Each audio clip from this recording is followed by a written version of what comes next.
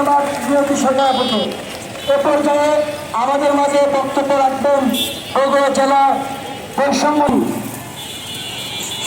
সমাপনী বক্তব্য দিবেন প্রধান সমন্বয়ক সাকিব খান ভাই। সাকিব খান